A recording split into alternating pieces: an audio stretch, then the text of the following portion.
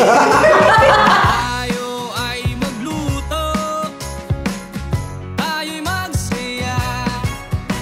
Chef, chef, hooray! Hooray!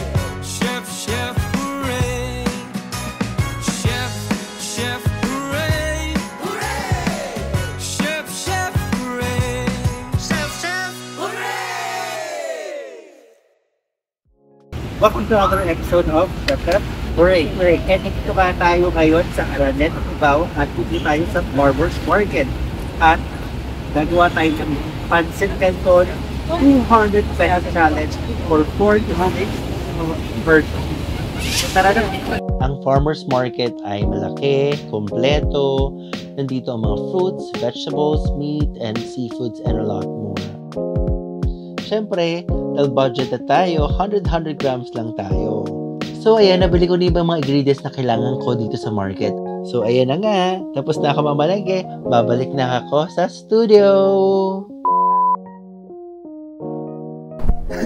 Nakabalik na tayo dito sa ating kitchen. Kanina galing lang tayo sa Farmers Market sa Araneta Center, Cubao. At yun na nga, ginawa natin at namili tayo para sa 200 pesos challenge. At para sa 200 peso challenge, ang gagawin natin ngayon ay Pancit Canton, good for 4 to 5 persons. Ay, putz. Ayaw nga sa'yo. Sino pong phone yun? Quiet! And here are the ingredients. Water, cooking oil, oyster sauce, soy sauce, ground pepper, irai salt, nor pork cubes, onion, cabbage, pork liempo, garlic, shrimp, bagu beans, carrots, and Pancit Canton. So, let's heat the pan. Pag mainit na, let's add some cooking oil.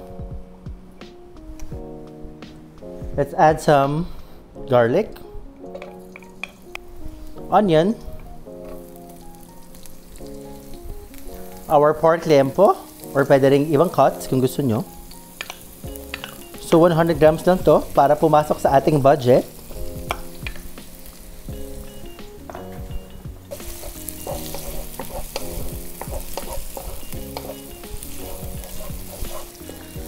Let's add the carrots. Yung carrots is nakuha natin siya for 15 pesos. And then, bumili tayo ng isang guhit na bagu beans or 100 grams. Pero, hindi natin naubos kasi may tira pa siya. Medyo madami na. So, pwede natin lutuin sa iba pa nating ulam.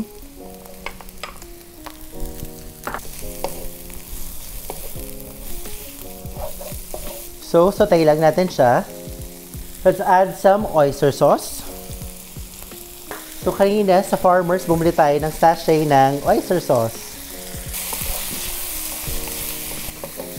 And let's add some shrimp.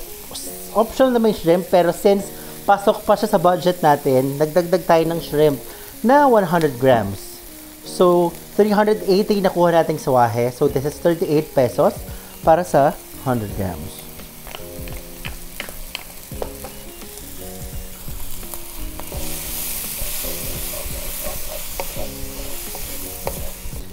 So, ayan, medyo luto na yung ating meat. Actually, paluto na siya. So, let's add some pepper to taste.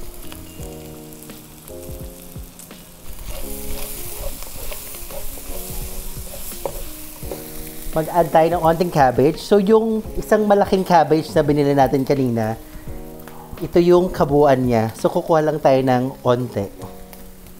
Kasi, wala naman nabibili masyadong half nung nandun ako. So, maglalagay tayo ng onte para sa ating garnish.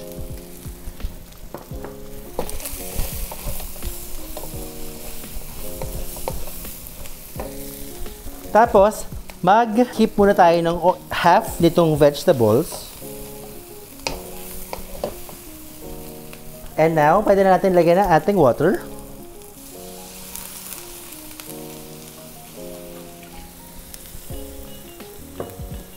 Yung ating remaining oyster sauce.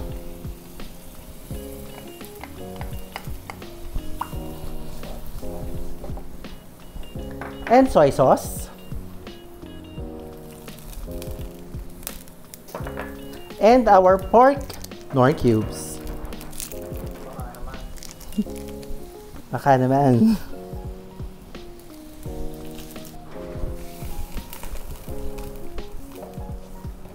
So now, let's add our pancit canton. Ito naman pancit canton na bilhin natin like for 45 pesos.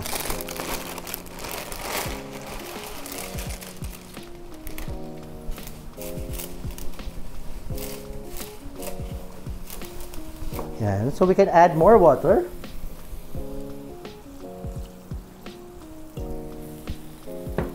More soy sauce.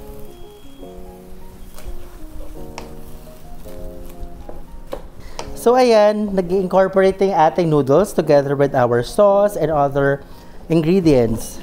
So i-boil lang natin siya hanggang paluto na siya. And then, we can add our remaining cabbage or repolyo.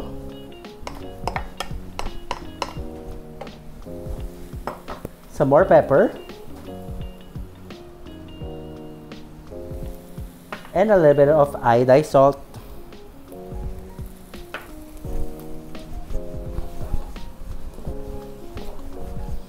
So, I think kaya to for 4 persons. Pero kung hindi kayo masyadong malakas kumain, pwede siya for 6 persons. Kung gusto nyo mas lower yung cost, tanggalin natin yung shrimp. So, let it simmer for around 2 to 3 minutes. Ayan, luto na yung ating pancit canton. So, lagyan natin sa ating plate.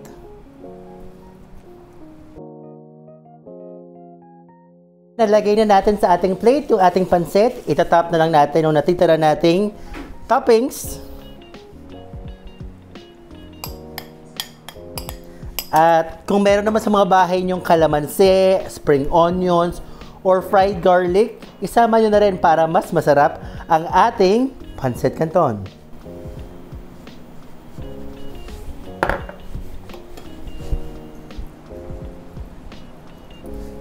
At syempre, kalamansi. And this is how you make pancit canton with 200 pesos budget.